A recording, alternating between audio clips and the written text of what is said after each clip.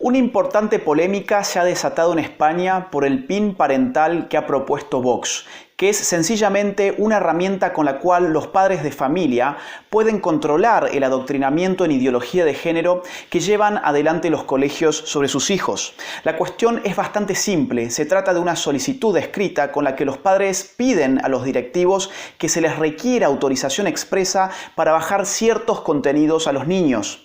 El progresismo y la izquierda en general han puesto el grito en el cielo. Más familia es menos Estado y menos Estado es más familia. Es decir, una familia con más poder de decisión tiene por consecuencia un Estado con menos poder de adoctrinamiento. Y como la ideología de género sin el Estado no es otra cosa que un conjunto de ideas ridículas en las que solo una minoría de tontos dispuestos a autoengañarse creerían, es evidente que los zurdos no permitirán tan fácilmente que los padres de familia ejerzan el derecho humano de escoger la educación de sus propios hijos. En esa desesperación, la izquierda hizo patente lo que verdaderamente piensa, que los niños son piezas de Leviatán. Escuchemos lo que dice la ministra de Educación española, Isabel Celaá, al respecto. Hemos de recordar que el derecho fundamental que asiste a toda persona desde su nacimiento. Por tanto, no podemos pensar de ninguna de las maneras que los hijos pertenecen a los padres. Es interés del menor, es derecho fundamental y derecho constitucional del menor. Lo contrario equivaldría a pensar que los menores, por serlo, no tienen derechos fundamentales. Esto que acabamos de ver se llama falacia del hombre de paja. Esta falacia consiste básicamente en poner en boca del adversario argumentos e ideas que él no tiene ni ha pronunciado y proceder a rebatir esas ideas y argumentos como si verdaderamente fueran los suyos. En este caso se dice que los hijos no son propiedad de los padres, como si aquellos que defienden el PIN parental afirmaran que los hijos son una propiedad suya, como una especie de mercancía con la que pueden hacer lo que se le venga en gana. Por supuesto, el espectador desprevenido escucha esto y coincide con la ministra. Claro que los hijos no son una propiedad de los padres. Las personas no son propiedad. ¿Qué animal tomaría a su hijo como una propiedad? La ministra tiene razón, se dice, ¿no? Cuando el espectador llega a esta conclusión entonces de que la ministra está diciendo algo razonable, la falacia del hombre de paja llega a su punto más importante, que consiste en ofrecer entonces la verdadera conclusión. En este caso, si los niños no son propiedad de los padres, ¿qué son los niños? Sujetos de derecho, se nos dicen. Pero aquí viene lo que no nos dicen, y es que como el Estado moderno es el que crea, gestiona y aplica el derecho, reducir a los niños a meros sujetos de derecho es reducirlos a meras piezas subordinadas al Estado. De esta forma, de la conclusión de que los niños no son propiedad de sus padres, nos llevan, sin que nos demos cuenta, a la conclusión de que los niños son propiedad del Estado. Veamos ahora rápidamente otra manera de justificar esta expropiación estatal de los niños, esta vez en boca de Irene Montero, ministro de Igualdad de España. Entendemos también que el PIN parental es un elemento claro de censura educativa y sobre todo de machismo. Los hijos y las hijas de padres y madres homófobas tienen el mismo derecho que cualquier niño o niña a ser educados en el respeto y la promoción de los derechos humanos, en ser educados a que tienen el derecho de amar a quien quieran, cuando quieran y como quieran. Los hijos e hijas de padres o madres machistas tienen el mismo derecho que cualquier otro niño o cualquier otra niña a ser educados en libertad, en el feminismo, en la igualdad y en los valores que ya hace mucho tiempo que la humanidad consideró que eran los valores que nos permiten a todos y a todas tener una vida digna de ser vividas. Acá tenemos varios elementos. Por un lado, el nuevo comodín siempre válido para condenar todo lo que venga en gana condenar, el machismo. En efecto, el machismo hoy cumple una función muy parecida a la de fascismo. Es de esas palabras demonizantes que han perdido todo contenido concreto, pero que precisamente en virtud de esa pérdida pasan a significar el mal absoluto. Y al calificar a los padres que se preocupan por la educación de sus hijos como machistas, de inmediato se los coloca en el imaginario colectivo, claro, del lado del mal de todos los males posibles. Seguidamente aparece otro comodín del infierno, los homofóbicos. Bajo esta categoría se coloca a todo aquel que disienta con la ideología de género.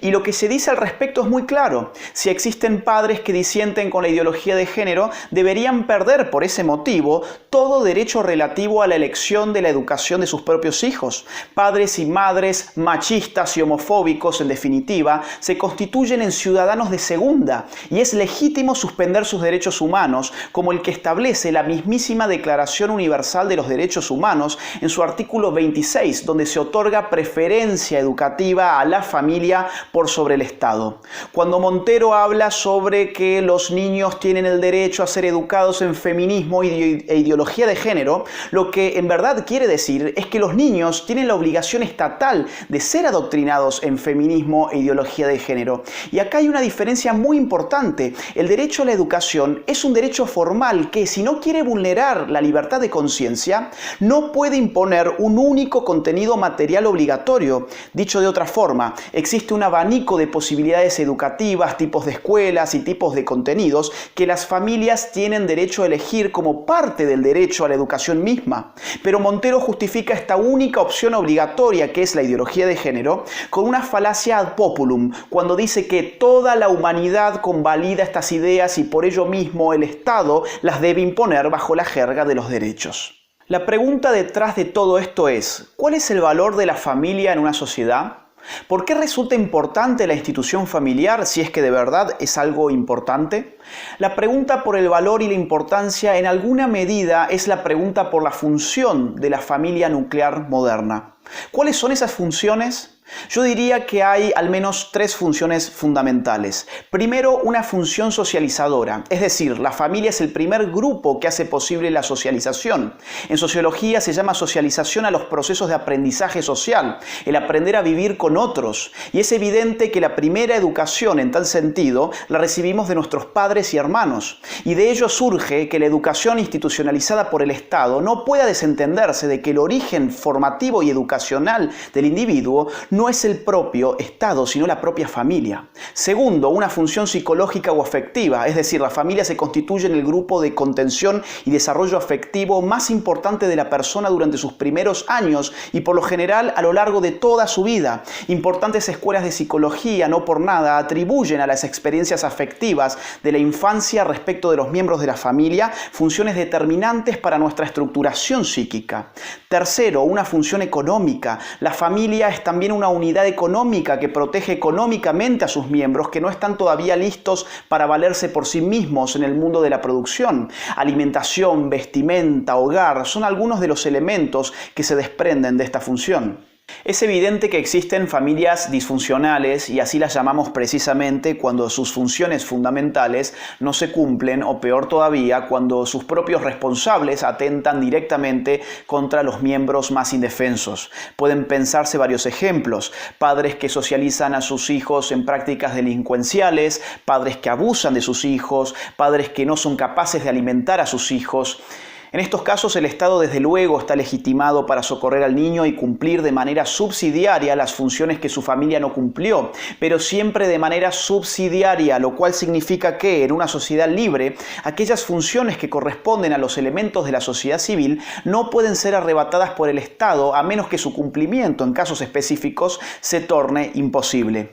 Un Estado que absorbe a la sociedad civil es lo que en teoría política se denomina totalitarismo, y el totalitarismo además dado por definición el debilitamiento e incluso el aniquilamiento total de la familia como formación social intermedia. Esto que vemos ahora no es nada nuevo. Mussolini, por ejemplo, ya decía: todo dentro del Estado, nada fuera del Estado, nada contra el Estado. Si lo pensamos bien, esto es exactamente lo mismo que están diciendo feministas, militantes de género y socialistas en España y en general en todas partes, que si la familia se opone al Estado, entonces mal por la familia, porque nada puede ser concebido por fuera del Estado, ni siquiera las valoraciones morales sobre la propia sexualidad. También podemos pensar en la Rusia soviética, donde el Estado se propuso, sobre todo durante los primeros tiempos, absorber por completo a la familia. La feminista comunista Alejandra Kollontai escribió escribía en 1921 en su ensayo Comunismo y Familia lo siguiente: la patria comunista alimentará, criará y educará al niño. El Estado de los trabajadores acudirá en auxilio de la familia sustituyéndola. Gradualmente la sociedad se hará cargo de todas aquellas obligaciones que antes recaían sobre los padres. El hombre nuevo de nuestra nueva sociedad será moldeado por las organizaciones socialistas, jardines de infantes, residencias, guarderías de niños, etc. y muchas otras instituciones de este tipo en las que el niño pasará la mayor parte del día. Es decir, lo que estamos viviendo hoy no es nada nuevo, es simplemente una forma amable y bien disimulada del totalitarismo. El Estado es una maquinaria impersonal de poder coactivo. Quienes manejan el Estado son personas de carne y hueso que habitualmente denominamos políticos. En una sociedad libre, los políticos no son los dueños de los hijos de los demás.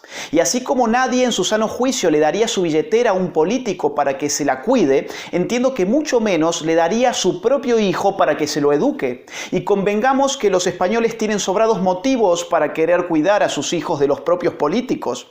Si no, escuchen nada menos que a la directora de Diversidad Sexual y LGBTI, Boti García, contando públicamente cuando, dando clases en un bachillerato, se enamoró de una alumna menor de edad con la que mantenía relaciones efebofílicas lésbicas. 8 años dando clase al antiguo bachillerato de entonces, quinto, sexto y luego Preu, el Preu, imagínate, a chicas de 15, 16, 17 y 18 años. Ahí me han contado muy que duro, una muy duro. chica de 17 años y tú os enamoráis Sí. y empezáis una relación clandestina, Sí. que la familia de ella se medio entera, entonces es Que me una perseguía cosa... la madre con una plancha caliente, en fin, es un símil, pero que casi era así. El PIN parental de Vox es un instrumento muy interesante y creo que la indignación que ha generado en los progres es una señal de que puede tratarse de una herramienta que amplíe un poco la libertad de los ciudadanos contra las intentonas totalitarias del Estado. Sería muy bueno poder llevar esta idea a otros países y ojalá en Hispanoamérica se procure imitar este modelo. Hasta acá llega esta reflexión. Si te gustó el video y te parece que esta información es valiosa, te invito a que lo compartas en tus redes sociales entre amigos y conocidos. Además, te invito a suscribirte a mi canal para estar atento a nuevos videos.